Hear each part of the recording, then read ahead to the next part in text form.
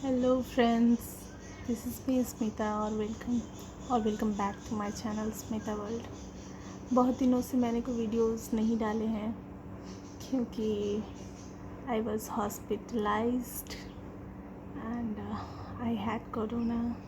परसों ही मैं घर आ रही हूँ वापस और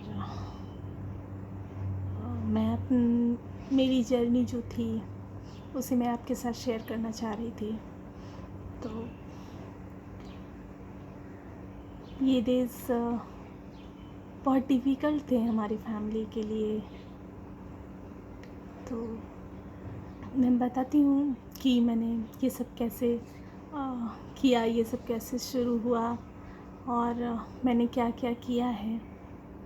अभी मैं पूरी तरह से रिकवर नहीं हूँ। अभी 2 दिन हो रहे मुझे हॉस्पिटल से घर आए हुए। तो वीकनेस बहुत ज़्यादा है एंड खांसी थी लेकिन खांसी कम है। और अभी क्योंकि मैं घर आकर आइसोलेशन में हूँ और अपने बच्चों से दूर रहना बहुत डिफ़िकल्ट होता है। तो आपके बच्चे, मेरे बच्चे मुझे दूर से देखते हैं। अच्छा तो नहीं लगता है लेकिन उनकी सेफ्टी के लिए, मेरी पूरी फैमिली की सेफ्टी के लिए ये ज़रूरी है।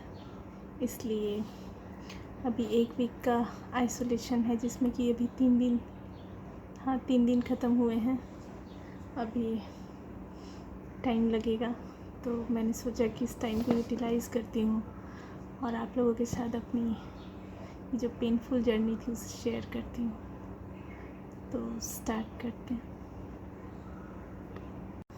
तो शुरुआत कैसे हुई? 17 अप्रैल को मेरे हस्बैंड जब घर आए तो सब कुछ ठीक था।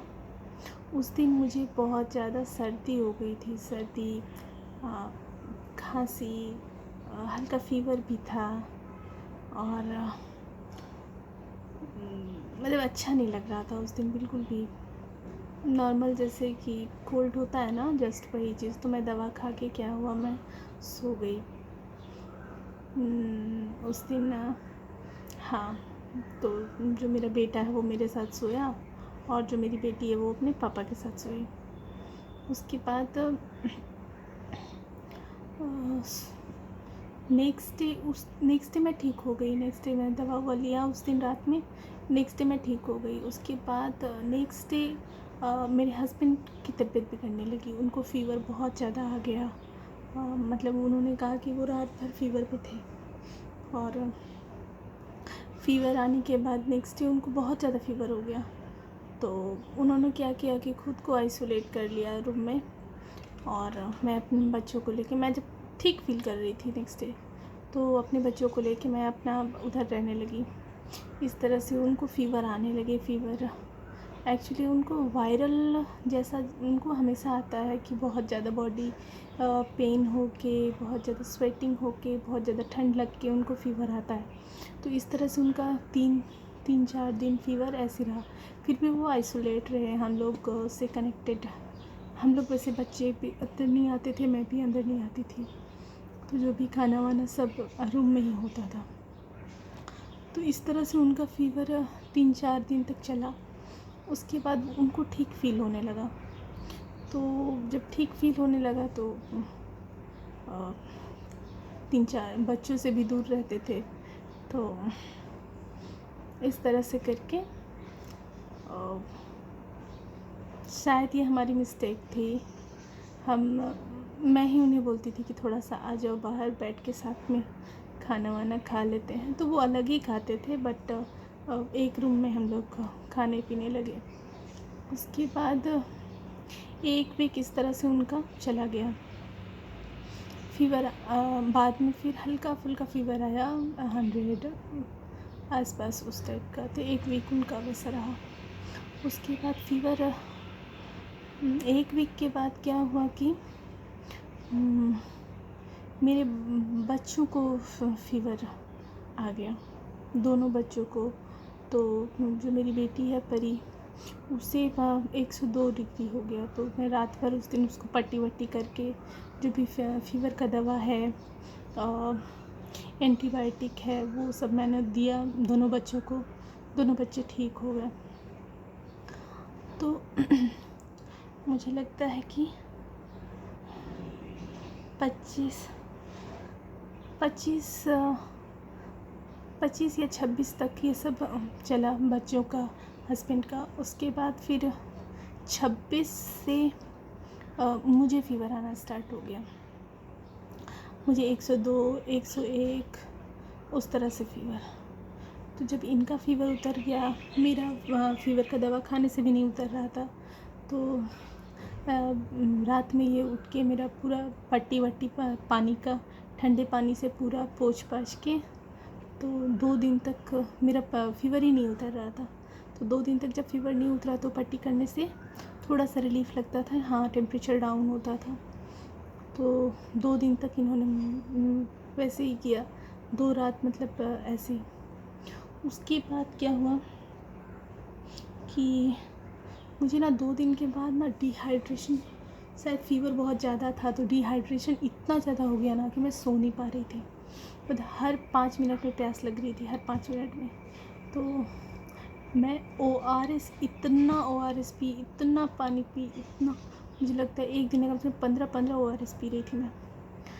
और तो 2 दिनों तक इतना ज़्यादा डिहाइड्रेशन हो गया। मतलब ये चीज़ आपको ख्याल रखना है कि डिहाइड्रेशन नहीं होने देना है, बहुत फर्स्ट कंडीशन हो जाता है इसमें। और मैं बोल नहीं पा रही थी अच्छे से, बहुत ज़्यादा डिहाइड्रेशन हो रहा था। हर 5 मिनट में मेरी हालत बहुत बिगड़ने लगी। उसके बाद मैंने क्या किया कि मैं बच्चों को खाना नहीं खिला पा रही थी, मैं कुछ भी नहीं कर पा रही थी। तो इसमें मेरे हस्बैंड जो भी वो खाना वाना वैसे बना नहीं पाते हैं, तो जितना भी कुछ था वो बना के दलिया, ब्रेड, दूध वैसे करके हम लोग खा रहे थे। तो बहुत ज़्यादा वीकनेस भी उसकी वजह से आ गई थी, बहुत ज़्यादा। तब फिर मैंने मेरी माँ को बोला, मम्मी अब नहीं हो रहा, आ जाओ। तो वो लोग उसी दिन, मुझे लगता है कि 30 को ही मेरा भाई और मेरी मम्मी वो लोग आ गए यहाँ पे। और मम्मी जिस दिन आई उस दिन मुझे ठीक ही लग रहा था, वही डिहाइड्रेशन था बट फिर भी पहले से बेटर लग रहा था, तो ठीक लग रहा था। उसके बाद उस दिन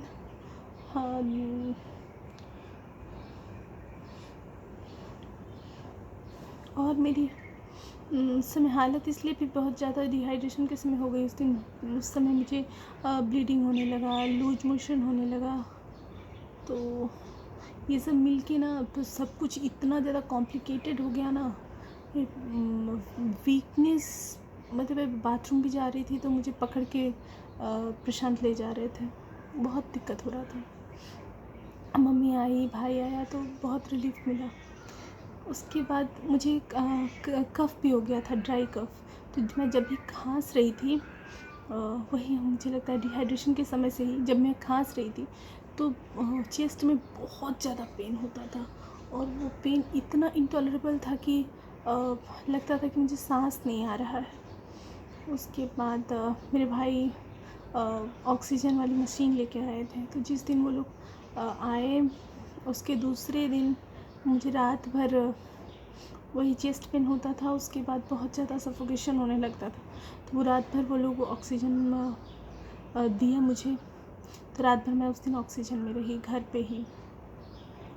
उसके बाद नेक्स्ट डे 4 तारीख को मुझे इन लोगों ने हॉस्पिटल एडमिट करवाया। मेडिका है यहाँ पे कोलकाता में। तो वहाँ पे जब मैं गई तो वहाँ जाते के साथ मुझे ऑक्सीजन लगाया। और वहाँ पे मेरा टेस्ट हुआ तो उस टेस्ट में जो फर्स्ट टेस्ट किया उन्होंने, उसमें नेगेटिव था। तो मैं बहुत रिलैक्स्ड थी कि हाँ चलो भाई, मुझे कोविड नहीं है। ये कोविड से डर लगता है ना। उसके बाद फिर दोपहर में इन्होंने वो CPR वाला टेस्ट किया, नेज़ल और थ्रोट वाला, बहुत पेनफुल होता है वो भी टेस्ट है ना। उसके बाद जब वो टेस्ट हुआ, उसके बाद उस टेस्ट में मुझे पॉजिटिव आया।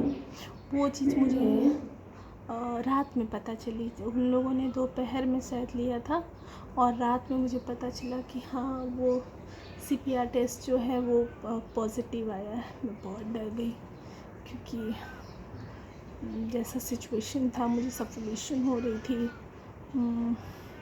एकदम अच्छा फील नहीं हो रहा था। मतलब अगर वहाँ से मुझे वॉशरूम पे ले जा रही थी, नर्स पकड़ के ले जा रही थी, पूरा बॉडी शिवर कर रहा था, तो बहुत डर लग रहा था। उसके बाद वहाँ से उन्होंने मुझे नेक्स्ट डे वहाँ से उन लोगों ने, नहीं रात में ही, हाँ उसी दिन रात में ही 4 को ही रात में लोगों ने मुझे ICU में शिफ्ट किया। ICU में शिफ्ट किया। उसके बाद वहाँ पर मुझे उन लोगों ने 2 दिन रखा और दोनों दिन में तो पूरे टाइम में ऑक्सीजन में थी। उसके बाद इंजेक्शन बहुत सारे पड़े, बहुत मेडिकेशन हुआ, बहुत पेनफुल था, बट वहाँ ICU में मुझे अच्छा फील हुआ, मैं ठीक हुई थोड़ी। उसके बाद उन्होंने वहाँ से मुझे वार्ड में शिफ्ट किया। तो जब वार्ड में मैं गई तब वहाँ पे वार्ड में वहाँ पर नर्सेस डॉक्टर्स इतने अटेंटिव थे, इतने अच्छे से आपका केयर कर रहे थे। मतलब ठीक है घर जैसा तो नहीं, लेकिन आपको कभी अकेला फील नहीं होता है। बहुत बहुत केयर कर रहे हैं हमारे हेल्थ वर्कर्स, बहुत। तो जो भी मेडिकेशन है पेनफुल हो जाता है थोड़ा सा, क्योंकि ये आपकी इम्यूनिटी को बढ़ाने के लिए होता है, क्योंकि वायरस है हमारे अंदर। तो बहुत पेनफुल था। तो उस समय मैं कभी कभी टूट जाती थी। जब मैं वार्ड गई तो फ़ोन इतने दिनों से अपने बच्चों से, अपने हस्बैंड से किसी से बात नहीं हुई थी। तो जब वार्ड में गई तो वहाँ पर जाने के बाद फर्स्ट टाइम सिस्टर ने एक फ़ोन दिया, तो उससे जब मैंने बात की अपने बच्चों से, बहुत अच्छा लगा। बहुत लगा कि हाँ मतलब ठीक है, मैं ठीक हूँ, बच्चे मेरे ठीक हैं। और माँ से बात हुई, भाई से बात हुई।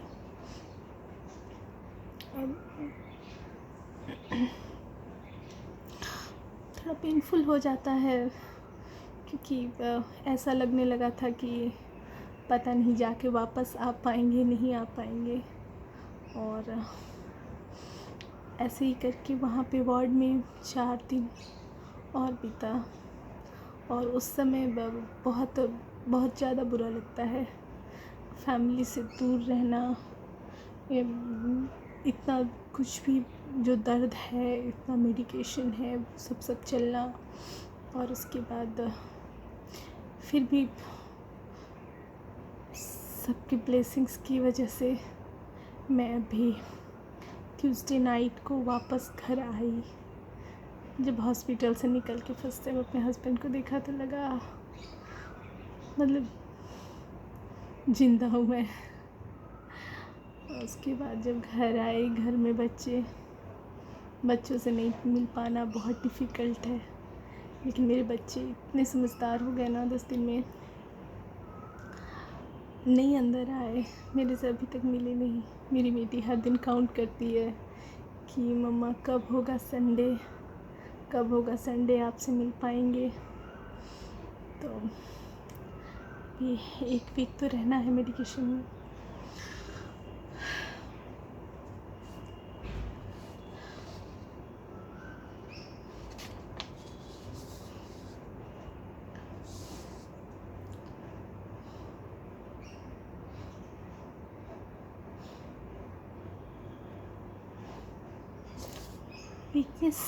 वीकनेस तो है, वीकनेस अभी बहुत ज़्यादा है। तो वीकनेस के लिए मैं जब घर आई हूँ तब से मेरी माँ भी थी, आज गई हैं वापस, क्योंकि घर में उनको भी तबीयत ख़राब हो रही है, घर में पापा की भी तबीयत ख़राब है और उनको जाना पड़ा। तो मैं जब से आई हूँ तब से हल्दी वाला काढ़ा, हल्दी वाला दूध, हल्दी में आप 1 चम्मच घी मिलाइए, 1 चुटकी गोल मिर्च, अदरक कूट के थोड़ा सा बॉईल कर लीजिए और ये बहुत बहुत अच्छा, एटलीस्ट मुझे अच्छा फ़ील होता है उसको पीने के बाद। और उसके बाद बादाम, अखरोट को फुला के सुबह सुबह खाइए। जो भी खाना है, खाना अगर आप नहीं भी खा पा रहे हैं फिर भी आप खाइए, क्योंकि जितना आप खा पाएंगे उतना आपका बॉडी जल्दी रिकवर होगा। और अभी वीकनेस बहुत ज़्यादा हो जाता है तो इसलिए आपको खाना ही पड़ेगा। और क्या है, एक चीज़, जो भी एक्सरसाइज, जो ब्रीदिंग एक्सरसाइज डॉक्टर्स वहाँ बताए हैं आपको, उसको करते रहना है। उससे क्या होगा, जो हमारे लंग्स है, लंग्स जो अभी थोड़ा सा श्रिंक हो जाता है, क्योंकि लंग्स में इन्फेक्शन हो जाता है, तो उसमें जब फ्रेश एयर जाता है तभी वो ठीक होगा। तो जो भी एक्सरसाइज उन लोगों ने बताया है, छोटा मोटा एक्सरसाइज है, बहुत ज़्यादा अपने आप को एग्जॉस्ट नहीं करना है आपको। आप अगर 5 बार करें तो 5 बार कीजिए। मैंने थोड़ा एक्साइटमेंट में आके मैंने 10-15 बार कर लिया, तो उस समय मेरी हालत बहुत बिगड़ गई। तो बहुत ज़्यादा खुद को एग्जॉस्ट नहीं करना है, आप थोड़ा थोड़ा करिए। आप 3 बार करिए, 4 बार करिए। वैसे ब्रीदिंग एक्सरसाइज जो भी हैं वो सब आपको करना चाहिए। और थोड़ा बहुत वॉक, वो भी बहुत ज़्यादा नहीं, आपको जहाँ लगता है कि ज़्यादा हो रहा है वहाँ पर खुद को स्टॉप कर दीजिए। रिलैक्स कर के करना है। और स्टीम लेते रहिए, 4-5 बार स्टीम लीजिए। और मैं भी रिकवर कर रही हूँ, आप भी कर जाइएगा। सो ख्याल रखिए, अच्छे से रहिए, अपना ख्याल रखिए, अपनी फैमिली का ख्याल रखिए। मैं भी जल्दी जल्दी ठीक होती हूँ, ढेर सारे वीडियोस डालने हैं। फिर मिलती हूँ आपसे, बाय बाय।